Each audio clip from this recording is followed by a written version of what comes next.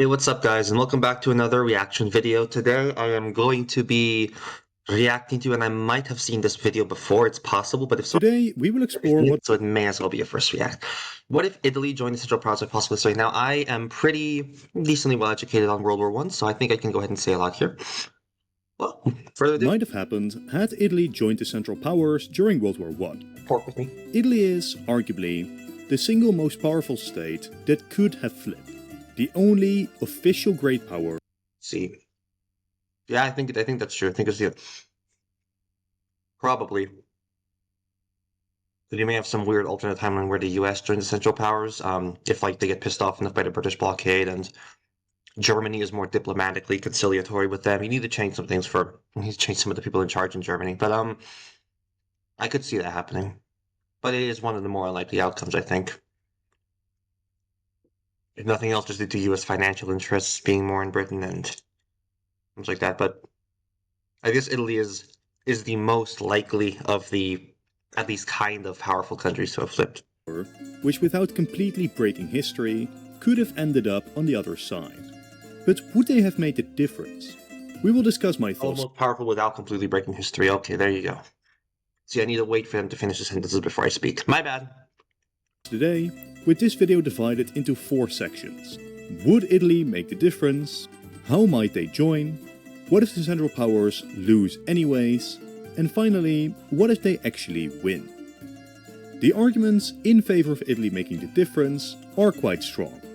The simplest point is that it simply takes some 6 million soldiers over to the other side. A very significant number, even if the Italian army isn't fantastic. This becomes better when you realize the Austrians isn't fantastic, isn't the same 11th Battle of the Isonzo, anyone? Luigi Cadorna was...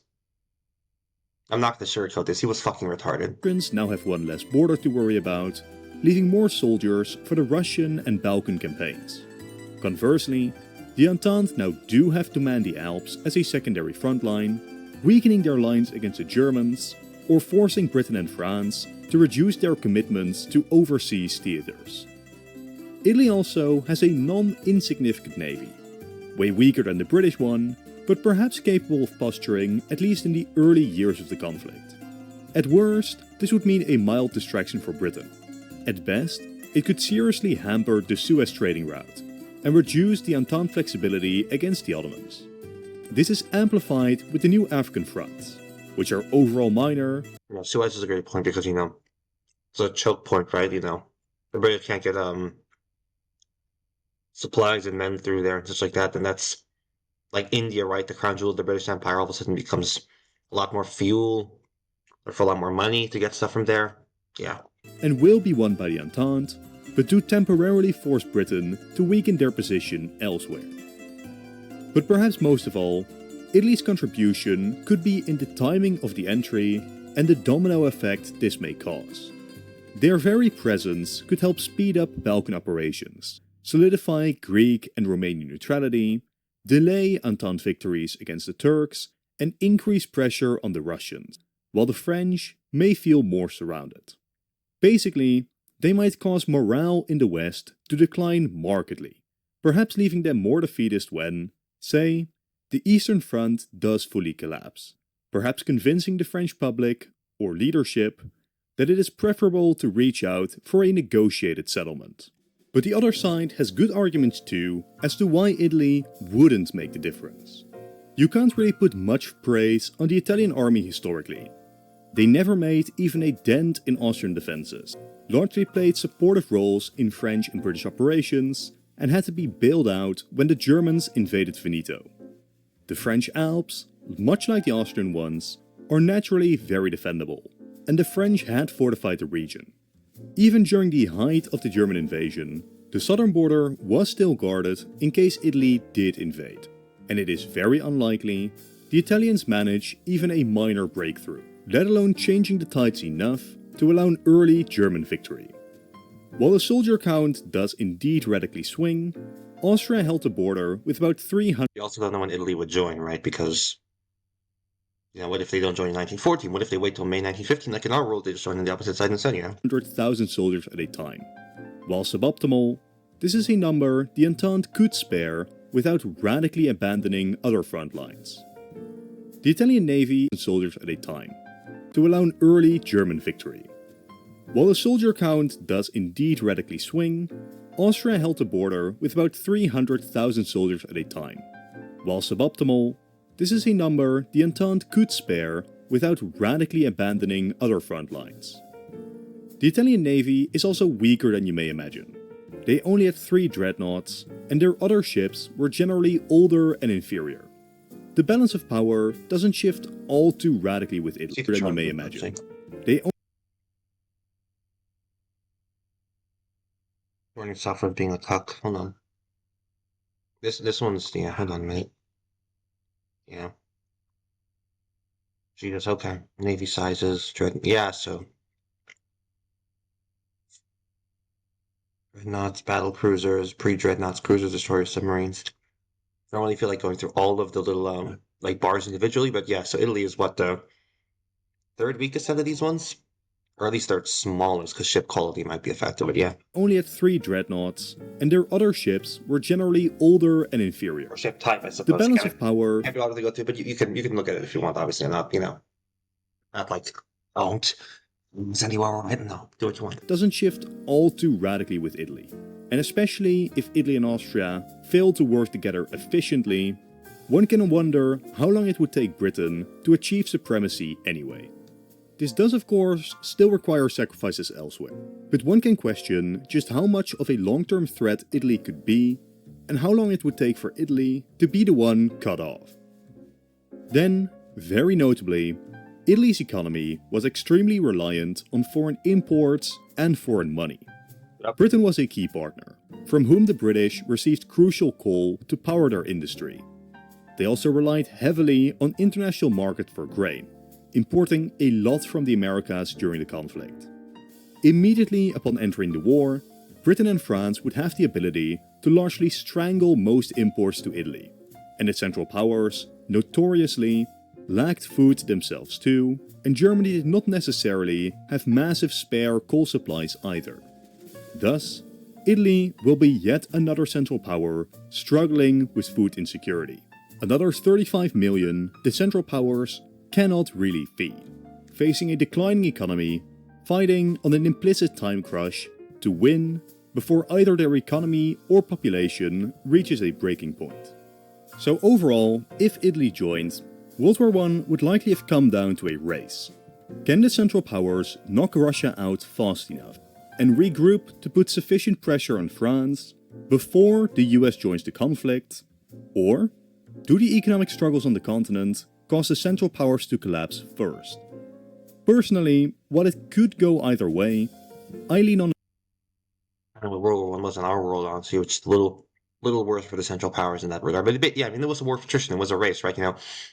Who will, collapse quicker than the other? That's all there is to it. the side that Italy would not make the difference.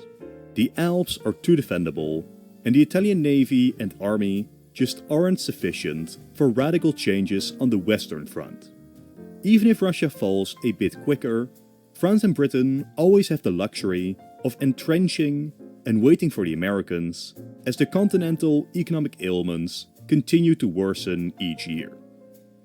Either way, we will be discussing both outcomes in this video, with first a quick rundown of how Italy could end up joining the Central Powers in the first place.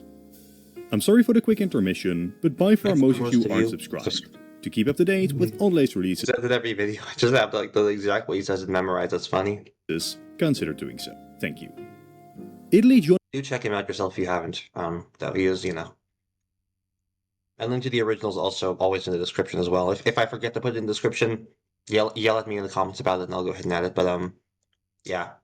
I mean, you can see the title anyway, but yeah, it should be in the description. But yeah, check him out. Check him out yourself.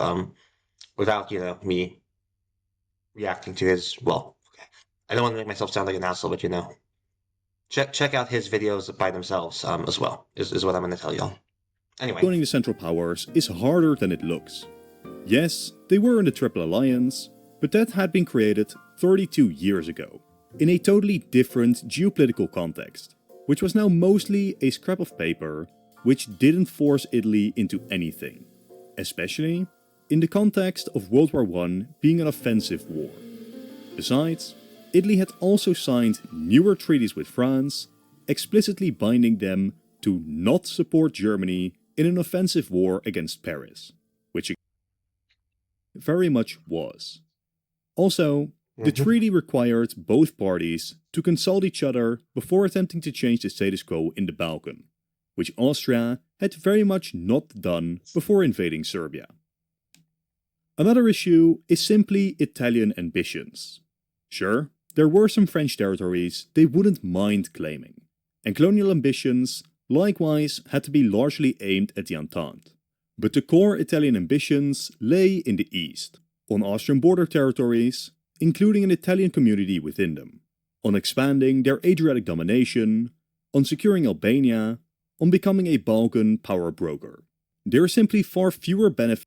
And of course, once World War II happens, you would see them actually trying to implement those ambitions and having some success, right? And they take Albania, they do get Dalmatia, I think, right? At least part of it, not much of it, but part of it after Yugoslavia was partitioned. See that?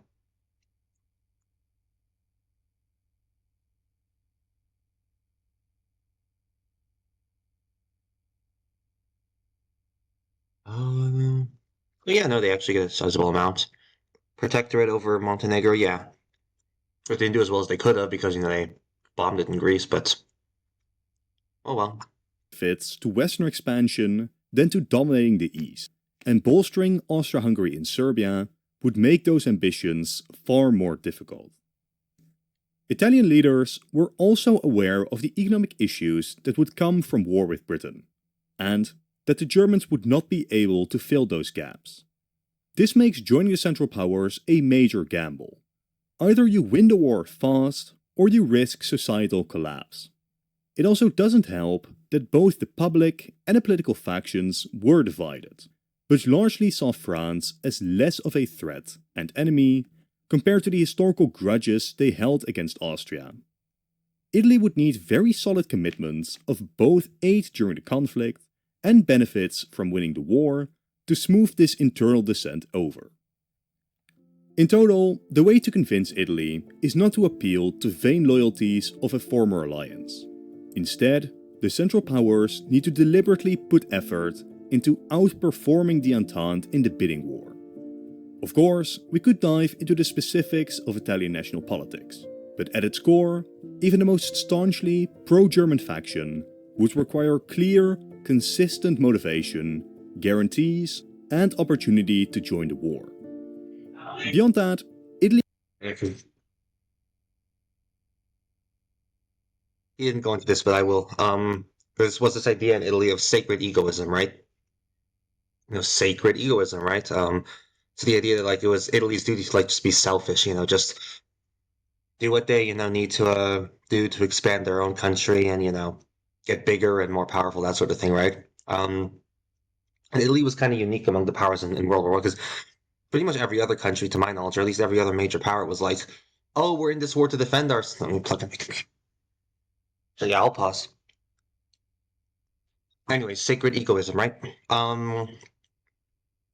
Yeah, and again, Italy was like, we're not in this war to defend ourselves. We're not paranoid by encirclement like the Germans. We don't just want to get Alsace-Lorraine, our rightful territory by the defense. We want more, even if it's not rightfully ours. We just want to expand.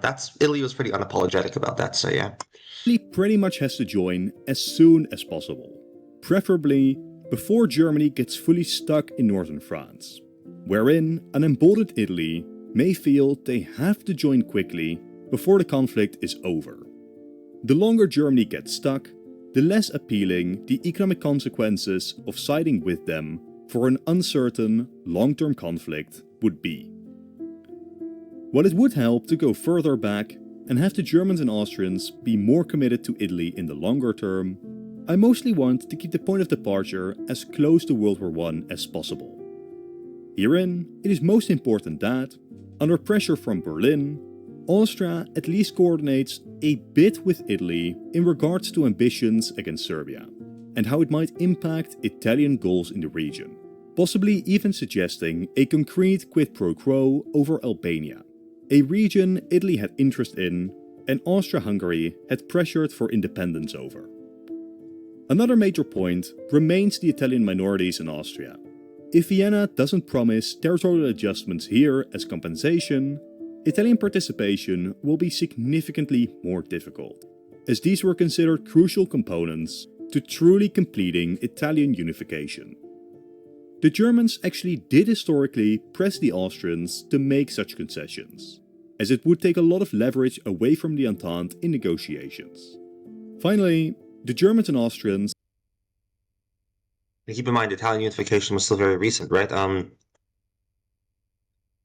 it 1861, 1914? So 53 years. I mean, the older people in Italy could still remember a time when Italy wasn't a country, right? So, it's like, this spirit of like unification, everything was kind of still in the air, right?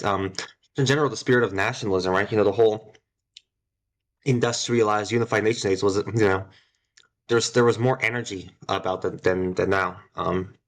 Because things are still like more in their flower, right? Europeans were a lot younger individually. Technology was advancing faster than it is nowadays, right? I mean, it's still advancing quick now, but it's definitely not as fast as it was back then. So, yeah, very energetic societies. And they turn that energy against each other, right? Think about it.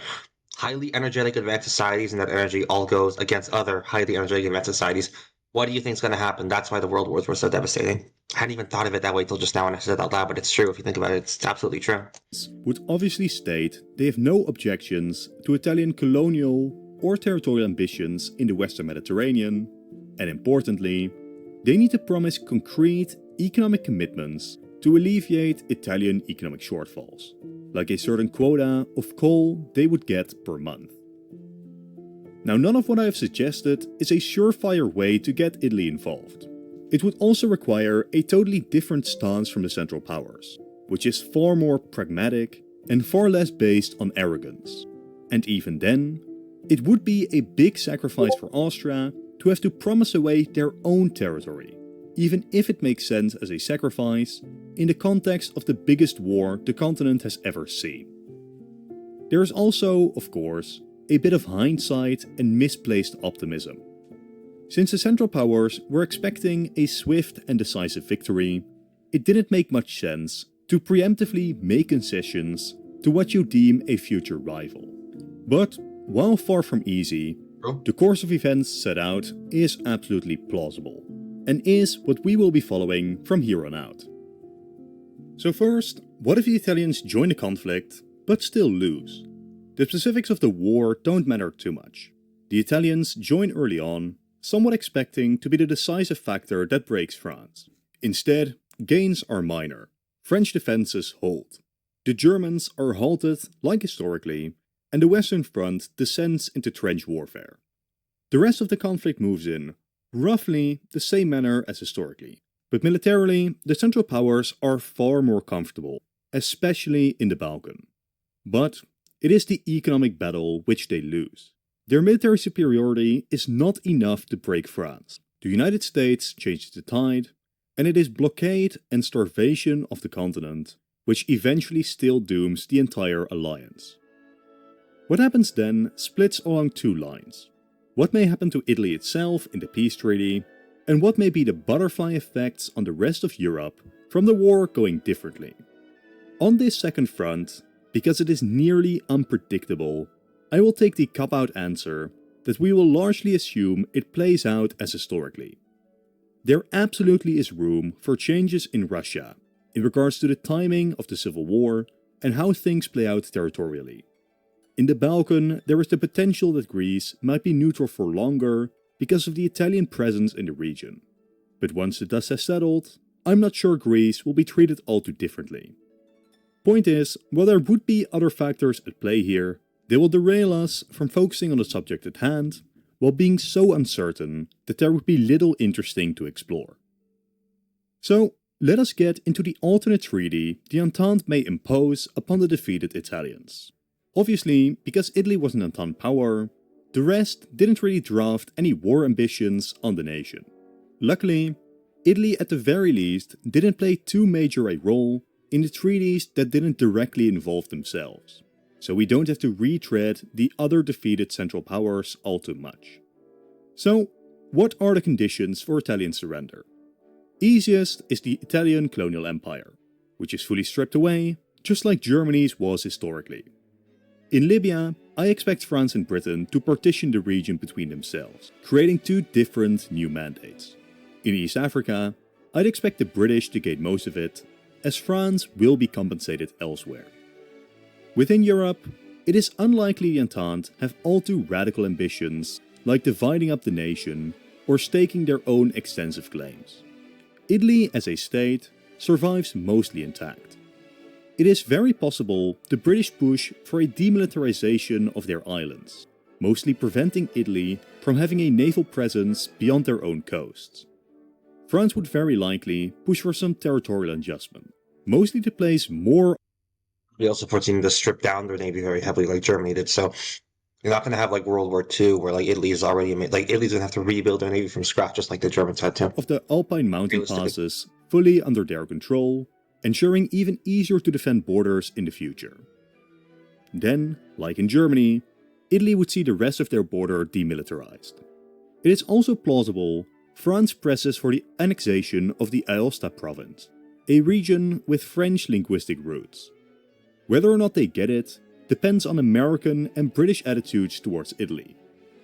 Then, Tyrol and Trieste likely get split roughly along ethnic lines, meaning Italy may at least receive some territory there. And Greece would likely annex the Dodecanese. Bulgaria after World War II, they lose the war, they gain land. It was South Depression, which wasn't Bulgarian before World War II, ends up being it after. Still is to this day, I believe. Islands Italy had recently taken from Turkey. Most devastatingly for Italy, though, would be the non-territorial demands. Much like other defeated nations, war reparations and army restrictions will be put in place. Austria, Hungary and Bulgaria each escaped such reparations by virtue of having minor and collapsing economies. Turkey escaped full economic colonization by virtue of winning their independence war. Germany, as an industrial great power, was not so lucky, and neither would Italy be. They may not face an as severe debt load as Germany, but conversely, their economy is also significantly weaker, and the war-inflicted economic crisis could hit Italy. You know, those who can offer us the most will give us the most, that sort of thing, right? And it's like the more powerful the country, the more of a future threat it could be, right? Makes sense. Even harder. Then finally, we have the military restrictions. A similar limit to Germany of around 100,000 men is likely, with no air force or offensive equipment. More notably, the Italian Navy would be massively restricted, which would be the nail in the coffin for their international reach. They are now boxed in by the Alps to the north and the west, and a sea to the south and the east. Even without further military restrictions, there is little power projecting Italy can actually do. In many ways, it is possible Italy has it worse than Germany. Even after defeat, Germany still had cards to play. There was no stopping their industry. During the 20s, they had already returned to being the biggest European economy. Their political and diplomatic trajectory, especially regarding the Soviets. I'm pretty sure that the British economy was bigger in 1914, right? Industry was bigger in Germany. Germany was industrially second biggest in the world behind America, but I think they were still third in terms of overall GDP, if I'm not mistaken. Maybe I'm wrong, though. Meant the West had to pay attention. Especially Britain and the US were quite sensitive to Germany for political and military considerations, knowing very well that a recalcitrant Germany could still cause major harm to Europe. You might be able to easily occupy the Rhineland. That does not mean Germany is defeated. Italy doesn't really have any of these factors. They are peripheral compared to the other great powers. Their economy only shrinks. They are hopelessly reliant on Western imports, and they are way too weak to actually threaten the West into concessions. Now historically, bad economics and not winning the war hard enough was enough to topple democracy. Obviously, fully losing and having a far worse crisis would do the same. It's even likely not just liberalism, but the monarchy too are discredited. Italy becomes divided between the far left and the far right. Between those factions, it is more likely it is the right that comes to power. Quite simply, the Italian political establishment, much of its population, and the international order each have a strong vested interest in preventing a socialist Italy. And Russia Yeah, also I think if we're going to be talking about more specific groups, there's the middle class, and then there's this big business, right? It's really only the rich and those in the middle. It's really only the working classes who are going to be interested in communism, right? Well, even the farmers, aren't necessarily going to benefit from it, right? Their land gets collectivized, right? So, factory workers are going to be the ones who are most supportive of it, right? It's why no developed nation has ever willingly gone communist, right? Although you have in those countries, you do have a lot of farmers, but it's kind of like farmers being oppressed by an evil aristocratic class kind of translates well from workers being oppressed by an evil capitalist class, that sort of thing. Um, yeah, but what was I going to say? But the thing is that those societies tend to have been more overtly hierarchical than, countries in the West where kind of by nature of free enterprise existing and generally being more democratic, there just isn't that level of tightness on the population that would allow for communism to be appealing enough to take power. So the only developed country that's ever been communist at all was East Germany, and they had it forced on them. So yeah, would have little aid to give. Still, the left would paralyze much of the nation with strikes, as further demobilization mean even more unemployed veterans roaming the street. The far right comes in as the only alternative, with Mussolini still a contender for power, though honestly, his strong advocacy for joining World War I could be more of a stain on his popularity here than it was historically. Either way, the focus of the new regime is clear: reversing the treaty imposed on them. Yet, this will be very difficult. It is very likely they negotiate their way into reducing economic pains and perhaps increasing their military a bit, but they simply couldn't do in 20 years what Germany did in 6. Italy just lacked the industrial and economic base to radically militarize, even if the West stopped enforcing any restrictions. So even as Germany becomes stronger and marches into the Rhineland, this is no guarantee that Italy just follows their lead.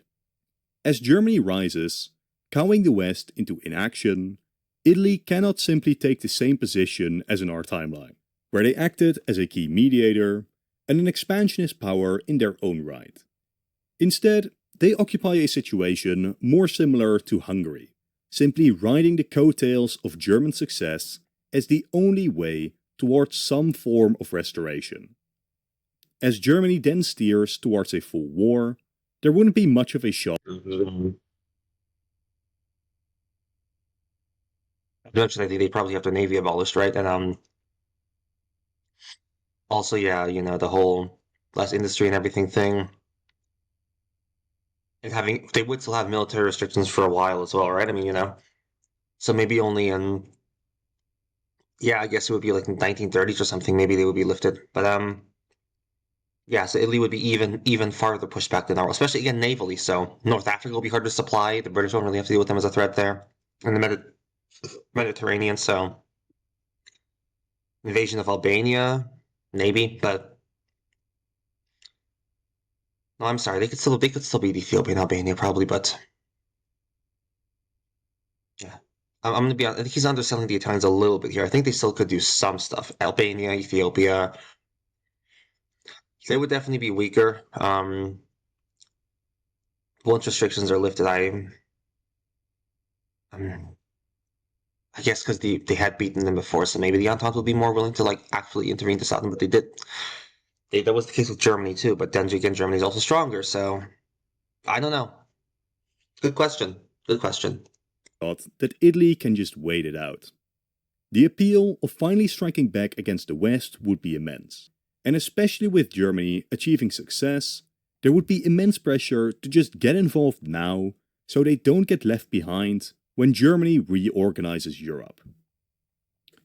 Now, while we love to make fun of Italy for being so incompetent, and they absolutely Invade Greece now for the Italy. Show no mercy. Conquer them, slaughter them like sheep. Oh no, they're fighting back. Oh shit, they're really good. Oh shit, oh shit.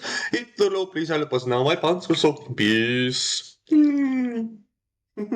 did punch far below their weight, their contributions were easily a net benefit to Germany. Their navy really did threaten the Allies, especially early on in the war. Their geographic position did force Britain to largely abandon the Suez route for most of the war. The African front was a major headache, and they could at least pretend that they had the ability to defend their own coast. Overall, having Italy as an ally was better for Germany than neutrality could have been. None of these benefits occur in this alternate war. Isn't it weird that the British didn't use the Suez route for most of the war? Wow, that would be huge actually. Yeah, if they were able to use it for all the war, then wow. Italy has no navy to speak of. I mean, Malta was almost conquered. What was it? 3 times that the Germans and Italians at least planned it. I think didn't they actually try? Was it 42, 40, 41? I forget. Unable to threaten British commerce, doesn't have an army capable of even posturing against Yugoslavia, Greece war. Italy has no navy to speak of, is unable to threaten British commerce, doesn't have an army capable of even posturing against Yugoslavia, Greece or Albania on their own. Their air force is even worse, and crucially, if they did have to demilitarize their southern islands, these would be far more interesting targets for Britain during the conflict. Beyond simply having millions of men with subpar equipment, Italy has nothing much to really offer the Germans here. It is even possible that because Italy doesn't start the Balkan campaign, Germany never secures the region, possibly giving the Allies a later avenue to open up yet another new front line Germany has to manage alone. So obviously, Germany loses World War II. Most likely, faster than its... No, really? I thought this would make them win. Are you kidding me? I couldn't have possibly read that they would still lose. Really? No, wait, no, that can't be true. No. Kidding. Historically. Especially the British position is improved a lot from this, and the West may overall manage to improve on what they occupy as opposed to the Soviets.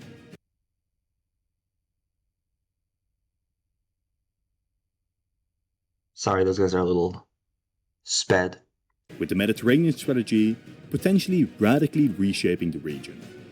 But once again, post-war, we are mostly confronted by changes which are now too difficult to predict in detail. Italy is most likely restored and finally returns to the Western camp. The Balkan could range from the same as our timeline to being fully liberated by the West. The Soviets may see influence in Germany pushed further east. From here though, saying anything even remotely concrete becomes very difficult. So I will conclude this scenario here, as now we run back the clock and discuss two scenarios where the Central Powers do achieve victory in the First World War. So Italy Im Siegerkranz herrsche des Vaterlands, Heil Kaiser dir. did make the difference, and they won the conflict. Again, military specifics don't really matter.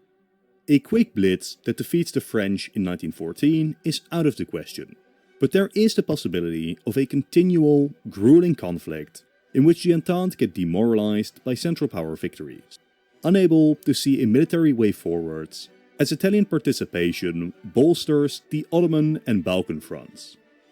But, from here, there are still two different types of Central Power victory we can imagine.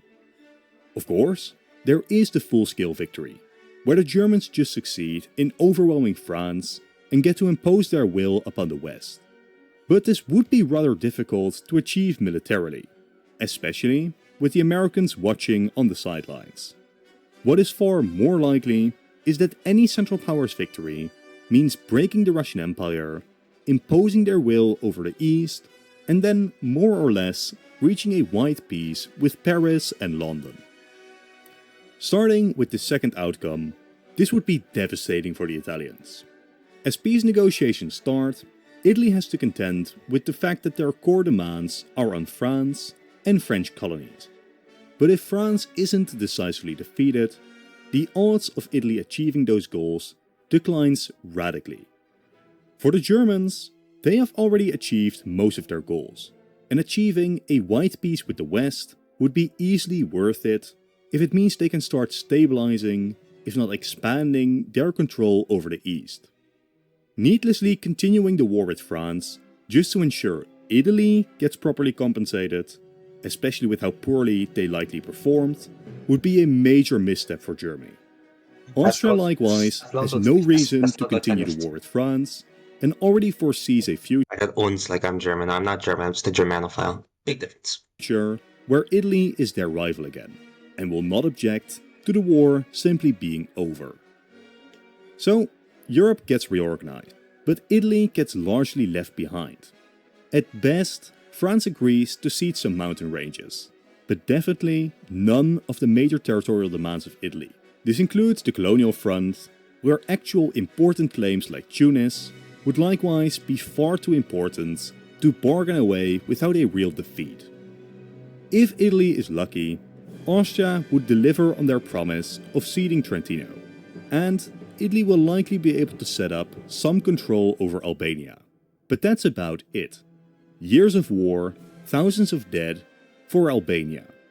Not unlike our timeline, Italy would be on the winning side, but doesn't really feel that way, as they are left out to dry by their allies. Austria-Hungary and Germany, by contrast, still benefit greatly. Vienna secures their vision of the Balkans and plays a role in the future of Poland and Ukraine. Germany has secured most of the benefits from Brest-Litovsk and has become the official hegemon of Eastern Europe. And if there is some room for the West to offer concessions for peace, Italy gets snubbed, while the Germans could still get parts of Luxembourg, Belgium or France. The political turmoil in Italy would be immense. Their economic situation is significantly worse than historically, and the diplomatic humiliation far grosser too. There is always the opportunity for a left-wing uprising, if not civil war in the nation, but this continues to have a slim shot at success due to both internal dynamics and the fact that their former allies wouldn't mind intervening to prevent a communist Rome. Italy again seems destined to turn towards the far right. All of this would lead to a rather fascinating post-war world, where pretty much every European great power has major trouble. Yes, Germany dominates the continent, but their control is fraught with uncertainty, conflict and costs. Austria-Hungary I think even in our world, Germans have to keep like a bunch of troops in the east in order to keep down like the Ukrainians and other groups who are like rebelling. Because I mean, they didn't want to be part of Russia. They didn't want to be German puppets either, right? The Germans had this like neo-colonial plans for the east and everything like that. It wasn't quite Lebensraum, but it was you know, like subjugation, exploitation, dominating their economies, dominating them politically, and that sort of thing. won, but their gains are relatively minor. They will have to contend with actually controlling Serbia, and the war has ignited new Largely as a buffer against Russia. So if you look at I mean that's a big part of why Germany wanted so many eastern territories anyway, because Russia was this big, behemoth that was gonna crash in on and destroy destroy Germany, right? Invade them and overwhelm them with their superior numbers. So the idea is, establish these buffer states, have them be under German control, and that can make a possible Russian invasion very difficult because you have these states, you can recruit manpower, you can get resources, you can get money, and Russia has a lot less. So, and there's a lot of distance between Germany itself and Russia now. Defense in depth all of a sudden becomes a lot more viable. national desires. Italy itself remains very weak, now led by a revanchist right-wing government, likely itching to bring down the Austrians. France obviously suffered heavily in the conflict, only to see no benefit, and they will struggle to re-cement their position as a peer rival to Germany. Britain is arguably in the best shape, but has still put themselves in crippling debt for a war they haven't managed to win. The Russians are in a civil war fraught with uncertainty, not just in regards to who will win, but also because at any time the Germans may attempt to increase their grip even further. And even in the best case, any alternate Soviet Union would be far, far weaker than in our timeline. Every single great power is in pretty bad shape. The exception, of course, With the USSR, yeah, because they would lack Ukraine, so they would not only lack the grain of Ukraine, and obviously the population, but they would also lack the coal. I think it was like 90% of Russian coal, the Russian Empire's coal was in eastern Ukraine. So that would, even if you still had like Stalin rise to power, Russia just would not have the means to industrialize as quickly as in our world. It's the reality. being the United States. But beyond increasing their position as the economic center of the world, and despite their now pretty uncontested role as strongest nation on Earth, they will, in the short term, at best provide token economic aid for the rebuilding of the Western powers to prevent full German domination of Europe. For the most part, I'd expect Berlin and Vienna to stick together as a power bloc, perhaps abandoning, say, Ukraine to be able to consolidate their hold, but they wouldn't fully collapse. Opposing them would likely be a Rome-Paris-London axis, who increasingly cooperate, though they hardly seem in any position to strike, unless the Central Powers face major troubles in Eastern Europe. The British specifically have to make the tough call to either keep militarizing to prevent Germany from increasing their hegemony even further, or to attempt to sustain their fiscal situation for even longer. Though, ignoring the Germans could likewise embolden them, and it would be a matter of time before Germany starts looking beyond the continent anyways. How would such a scenario resolve from here? Yeah, because obviously the Germans could, this would just be like one phase of expansion, right? Because who knows, the Germans maybe be like, oh, we want to go farther east, we want to push farther west and subjugate the French and the Italians. We want to, because I have, heard this, I once saw a pretty solid YouTube video about this, that there's this possibility that, even if the Germans had won the war, they would have still decided to, World War II would still have been a war of German expansion. It's possible because keep in mind, the Entente in our world benefited from a balance of power. Germany was too strong, they wanted to stop Germany. Germany in this timeline would be the big expansionist power. So in this timeline, the big expansionist European power wins instead of the side that wants to contain them winning. So, maybe you have a whole second round of, Germany wanting to do a bunch of shit and, maybe they win or maybe they lose and you have, I wonder what that peace treaty would look like. Maybe an alternate history video I can make at some point. And I'll make my alternate history videos a bit better now rather than just looking at a map and kind of harassing things. But yeah. Somewhat better. We'll see how much better, but yeah. Anyway. I will leave that up to you. Will the anti-Germans manage a revival, internal pressures tearing the Central Powers apart from within, or will the Germans stabilize, securing their hegemony for the foreseeable future? Then shortly, what might happen if the Germans did win the war by fully defeating the French, extending their victory decisively over the West? In this case, the Italians would get their stated claims too, mainly expanding along the border and gaining Tunis. Just how much better is this for Italy than previous scenarios? Well, an ever-present issue is that the Italian economy will always have a major downturn post-war, but at least they don't face the diplomatic humiliations of previous scenarios. The biggest problem would be Germany's now iron grip on the continent. France has been neutered. Austria-Hungary is both loyal and unstable, incapable of ever standing up to Germany, leaving Italy with few options for allies. While they could attempt to align to Britain again, realistically, such an alliance does little to threaten German hegemony. Without Russia or France, the British have lost the crucial great power allies they need to confront the Germans. So once again, the only route to Central Power decline is them collapsing due to their own instability. And as long as that doesn't happen, Rome... Yeah, because it's, Britain's a maritime power, so they need a major continental ally to kind of act as effectively a meat shield, right? Effectively, have them do at least, a significant part of the actual fighting against another continental power. So, say helping France against Germany. And then, the British can, send in some of their own troops. They can send money, they can blockade, that kind of thing, and then help secure a victory that way, right? Britain doesn't have the means to beat a major continental power on its own. It just doesn't. It needs to focus on its navy. It's an island. It needs a navy to protect itself. So, yeah. That's how, you see it in World War II as well, right? The British and the Americans, both of which were maritime powers, at least at that time, because America started as a continental power against natives in Mexico, such like that, but became a maritime power once they secured all of their gains, right? So the idea was, they support the Soviet Union, the big continental power, and then do their whole money and naval and peripheral invasion stuff, and then, collapse on Nazi Germany, and that was it. Would be stuck, towing the German line, absolutely having expanded their borders, but geopolitically being more boxed in than ever, unable to grow further or contest Austria-Hungary or the Ottomans for further growth. Italy's role would have to be to perpetually be a secondary power.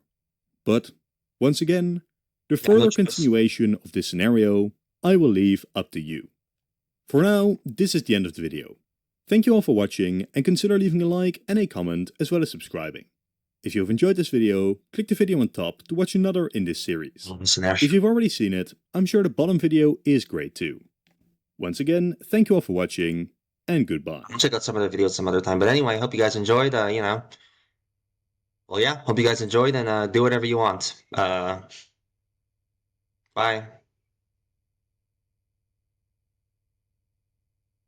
Oh, it's okay. You can stay. I have all day.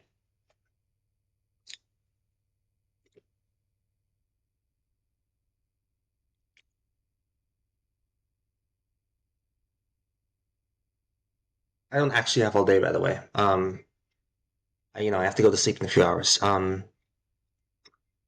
But yeah, okay. Bye.